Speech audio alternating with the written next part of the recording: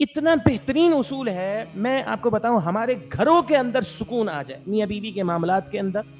ساس بہو کے معاملات کے اندر، نند بھاوجوں کے معاملات کے اندر، بھائیوں کے اندر، بھائی بہنوں کے اندر، اگر یہ اس اصول پر عمل کر لیا جائے، اجتنبوا کثیرا من الظن، اور اس کا سب سے آسان اور خوبصورت طریقہ یہ ہے کہ اگر کوئی خیال آ رہا ہے نا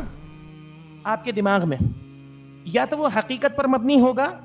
ٹھیک ہے، حقیقت پر مبنی کیا ہوگا؟ یا تو آپ نے اپنی آنکھوں سے کچھ دیکھا، اپنے کانوں سے سنا آپ نے، ٹھیک ہے، جس کو آپ جھٹلا نہیں سکتے، یا پھر وہ حقیقت پر مبنی نہیں ہوگا، کسی کے ذریعے آپ کو پہنچا، کوئی بات کسی کے بارے میں کسی کے ذریعے آپ کو پہنچی۔ اب کثیر گمان سے بچنا کیسے ہے؟ آپ اگر اپنی آنکھوں سے کچھ دیکھ رہے ہیں نا، تو آپ اپنی آنکھوں کو جھٹلا دیں۔ آپ کہیں یار میں نے جو دیکھا ہے، ممکن ہے جس زاویے سے میں نے دیکھا ہو وہ زاویہ غلط ہو، ممکن ہے بات ایسی نہ ہو۔ آ رہی ہے بات سمجھ میں؟ آپ نے اگر اپنے کانوں سے الفاظ سنے،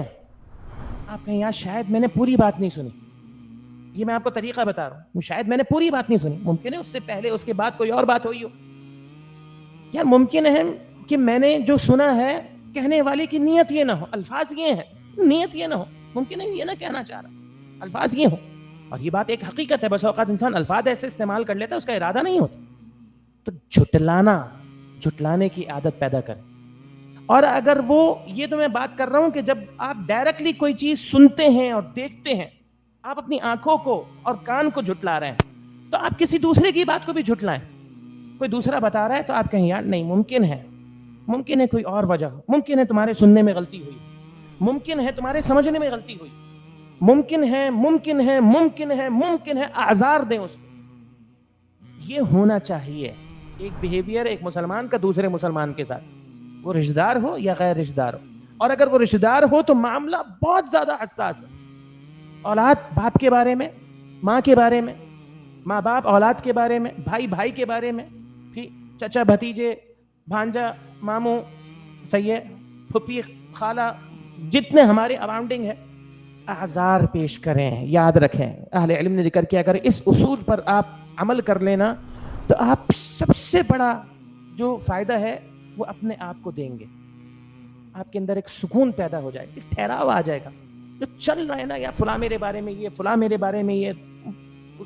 یہ چیزیں ختم ہو جائیں گی، ایک سکون، ایک ٹھہراؤ آپ کی طبیعت کے اندر آ جائے گا، اور اس کے یقیناً اس کے اثرات آپ کے گھر میں آئیں گے۔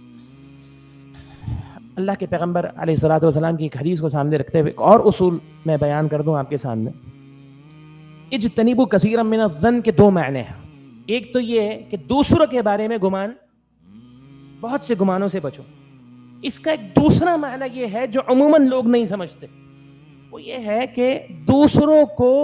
اپنے معاملے میں بہت سارے گمان سے بچاؤ،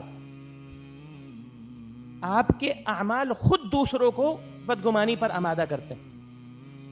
آ رہی ہے بات سمجھ میں؟ آپ کیوں ایسے ہیں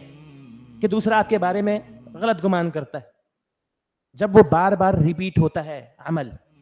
ایک بندہ جھوٹ بولتا ہے تو یار سامنے والا آپ کو عذر دے دے، آپ پھر جھوٹ بول رہے ہو، آپ نے تو وتیرہ بنا لیا جھوٹ بولنے کا، پھر دوسرا آپ کے سچ کے بارے میں یہ گمان کرے گا یار جھوٹ بول رہا ہو۔ آ رہی ہے بات سمجھ میں؟ تو اس کے دو مفہوم ہیں، ایک تو دوسروں کے بارے میں، اور دوسرا مفہوم یہ ہے کہ خود بھی اس قابل بنو کہ دوسروں کو موقع نہ دو کہ وہ تمہارے بارے میں بدگمانی کرے۔ آ رہی ہے بات سمجھ میں؟ آخری بات اس تعلق سے، یہ بھی بہت اہم ہے، اور اگر کبھی آپ اپنی روٹین سے ہٹ کر کسی بھی ریزن یا مجبوری سے کوئی ایسا عمل کر لیں جو دوسرے کو آپ کے بارے میں بدگمان کر سکتا ہے، تو صفائی پیش کریں۔ کیا کریں؟ صفائی پیش کریں۔ نبی علیہ الصلوۃ والسلام سے آپ کی اہلیہ سیدہ صفیہ ملنے کے لیے آئیں اور پردے میں تھی، اور یہ اس بات، یہ ان دلائل میں سے ہے، بہت بڑے خوبصورت دلائل میں سے جو اس بات کا ثبوت ہے کہ جی چہرے کا پردہ بھی صحابہ کے وقت میں کیا جاتا تھا، ٹھیک ہے۔ دو صحابی اللہ کے پیغمبر ان سے بات کر رہے تھے، گھر سے باہر تھے، اور غالباً بعض روایت میں ہے کہ شاید اعتکاف میں تھے،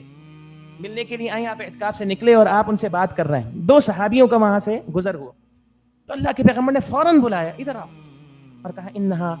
صفیہ بنت حیی، دیکھو میں جن سے بات کر رہا ہوں یہ صفیہ ہیں، انہوں نے کہا سبحان اللہ، اللہ کے پیغمبر ہم آپ کے بارے میں کوئی غلط گمان کریں گے؟ پھر اللہ کے پیغمبر نے فرمایا کہ نہیں، انسان کے جسم میں شیطان خون کی گردش کی طرح موجود، پتہ نہیں تمہارے دل میں کیا وسوسہ پیدا کر دے۔ بسا اوقات آپ اگر یہ فیل کرتے ہیں کہ دوسرا کسی بھی وجہ سے آپ کے بارے میں بدگمانی میں مبتلا ہو رہا ہے، اس کو طول مت دیں، ڈسکس کریں اور اس کو جو ہے وہ حل کریں معاملے کو کہ بھائی ممکن ہے آپ نے یہ سوچا ہو، ممکن ہے میرے جملے سے آپ نے یہ سمجھا ہو، ممکن ہے میرے اس عمل سے آپ نے یہ سوچا ہو میرے بارے میں، نہیں، معاملہ ایسا نہیں اور ایسا ہے۔ امام الانبیاء ہے اور کیا کر رہے ہیں؟ آپ صفائی پیش کر رہے ہیں، کچھ کوئی اور نمبر سمجھنا، جبکہ اللہ کے پیغمبر رسول اللہ کی حیثیت سے کوئی بھی خاتون آپ کے ساتھ کھڑے ہو کر بات کر سکتی ہیں کہ نہیں کر سکتے؟ اللہ اکبر۔